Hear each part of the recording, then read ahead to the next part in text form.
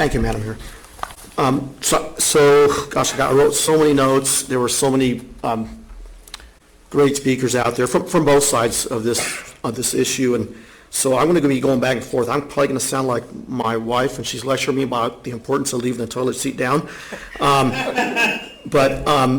So let me just start with Councilmember Diaz's comment with regards to going forward, and I believe that we should go forward.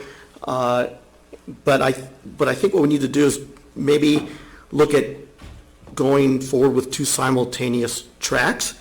But before we come back with anything, I think it's important that we do an impact study to figure out, so we can plug in the variables.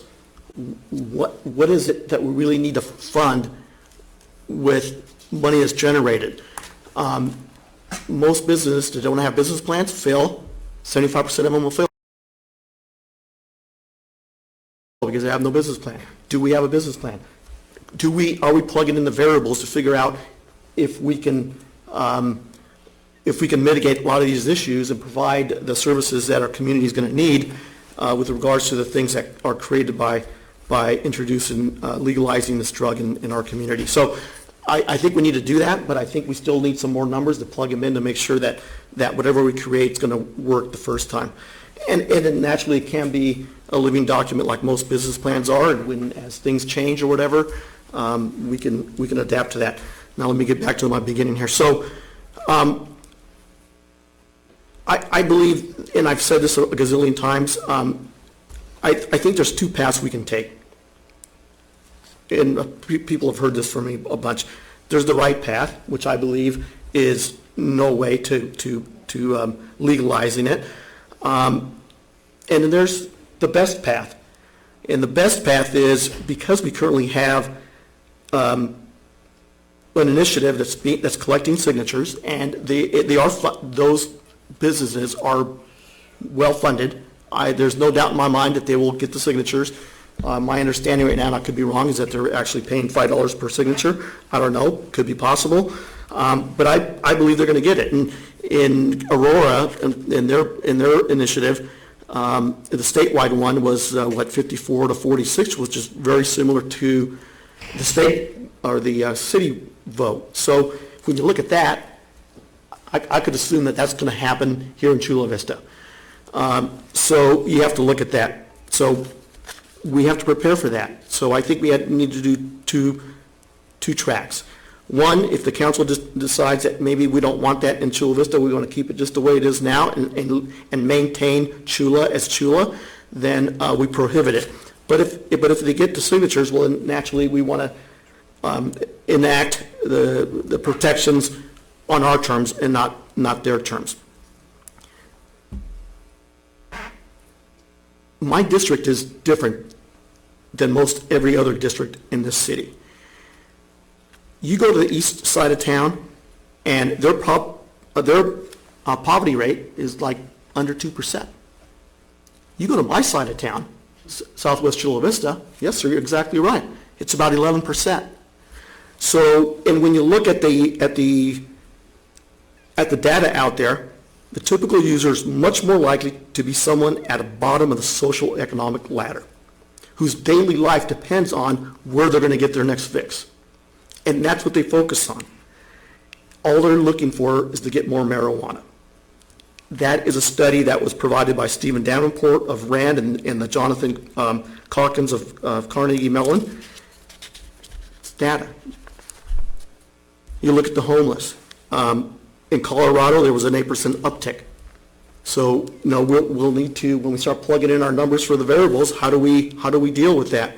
And there could be some unforeseen things. In San Diego right now, we're seeing the Hep A thing. So homeless isn't just an 8%. There are other things that are attached to that, so we need to be careful with that. Going back to the crime, I'm not sure who, David over there, I may have said 17%. I'm an old guy. I forget where I got that from, but I got a better number for you here. Colorado's crime rate increase in 2016 was more than 11 times the 0.3% average increase reported in the 30 largest cities in the nation. And this is according to the Brennan Center for Justice. Think about that. So we know that there's going to be an increase in crime, and to burden our already low-staffed fire department or police department we can't do that. They are already working hard enough to get that kind of an increase. We need to make sure, as we go back to the impact study, that we plug that into the variables to make sure that if we do this, we do it in a way that's going to be, I can't even say it in the same sentence, that's going to be beneficial to our community. I don't think I can say that in the same sentence, because I just don't believe that that drug is good for Chula Vista. When we're talking about advertising, it's going back, this is just for the direction that I'd like to see, is let's explore again the advertising, maybe on the billboards, limiting advertising at the actual locations to the extent that we can. With the municipal code, absolutely we need to update our municipal code, not only to regulate the cannabis industry, but also to ensure that we have strong codes to keep the illegal ones out. Our fire folks are here, maybe back there. When I talk to the police officers, what they're telling me is the folks that have been inside of there in these locations right now, currently, right now, the good actors, I'm sure it's not going to be like this, but currently, in order to get in and out, somebody has to buzz you into those stores. If you have a fire in there, who's going to buzz that last person in or out? So to me, anytime you have a door where somebody cannot get out, that's a problem in the fire service. And so I think we need to take a peek at that and make sure that doesn't happen. The locations, one more thing. I know I talked to the city attorney on this, but when we talk about other areas that we're going to protect, whether it's youth-sensitive areas or things like that, schools, parks, whatever, we also need to make sure, and this gets a little tricky, but we really need to make sure we work on this, and I'm sure we have the staff that's capable to be able to do this. We need to also protect, like, treatment centers. In my district on 3rd Avenue, we have the Comprehensive Treatment Center who does wonderful work in our community, but yet they have within the rocks, you could throw a rock to 3 different dispensaries all the way around that treatment center. So all the hard work that they're doing is going to waste. And so we need to make sure that when our folks find out that they are addicted to different drugs, that the treatment they get, they're not going to fall into another Schedule I drug. Video surveillance. As we move forward and create regulations and things like that, we should look at our video surveillance. I know that we've talked about that, but I think in Colorado, they also required off-premises storage, so that if anything happens in that facility, we still have a backup. So we should include that, and not so much a backup, but a live cloud storage system where it's happening as it records.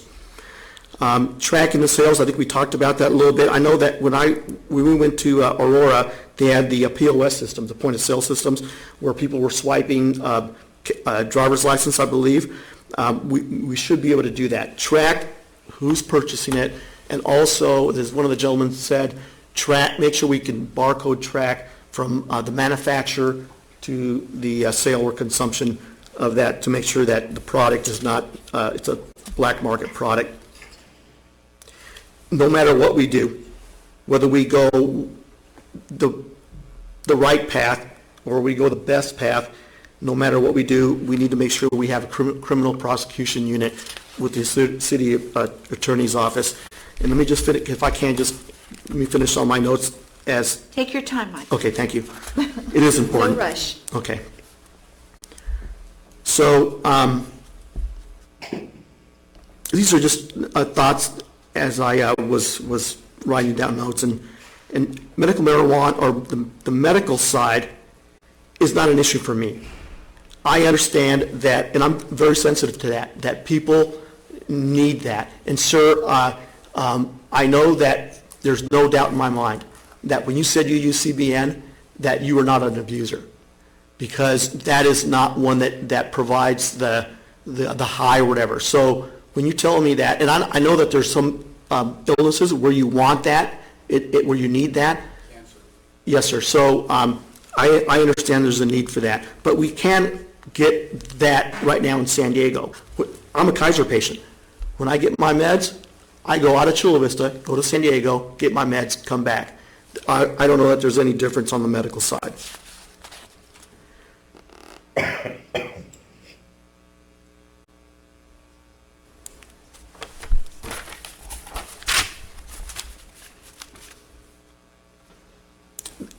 Going back to the cannabis being used for medical purposes, again, I understand that that's extremely useful, but we also, I don't know how we do that, but there is a tremendous amount of fraud in people getting licenses for that. There was a gentleman, somebody said that there was 100 uses on the medical side, and I'm sure there are certainly some. But to me, it seems like today, under the current model, that it's like so I was born in Mexico, so it's kind of like my Mexican grandmother who used Vicks for everything, right? You got anything, you put Vicks on it, right? So I think that's what the medical marijuana is like as well. So I'm not sure what we can do with that. If we can tighten the screws on that to make sure that people that really need the medical marijuana can get it, and they should. We should not restrict that. So that's really important for me as well. So maybe hopefully we can look at that. I got two more things, and I'll shut up and put the toilet seat back down.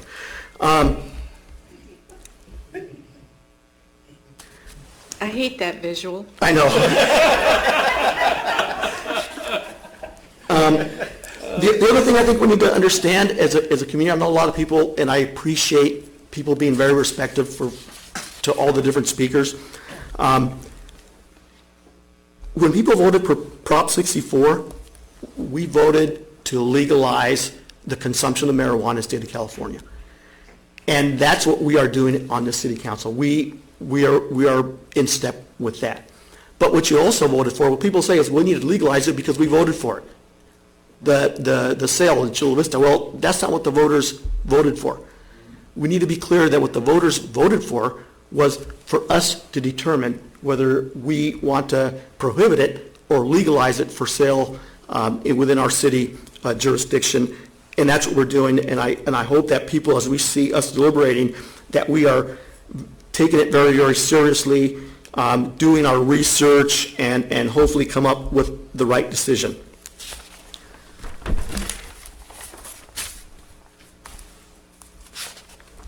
And I'll just finish by, there was Mrs. Jensen. I know that you said maybe that we've forgotten about us in West Chula Vista, but I know, Ms. Jensen, that my fellow council members, even though they may not see our district from their district, I believe that they care about all of Chula Vista, and I feel very confident that they are going to join me in making sure that we get the city attorney a criminal prosecution unit so that we can get rid of the bad actors here in Chula Vista. Thank you, Mayor. Yeah, I'm so glad you brought up that, even though we have districts now, that we all care for the city as a whole, and we do. And so my mother lives in your district, so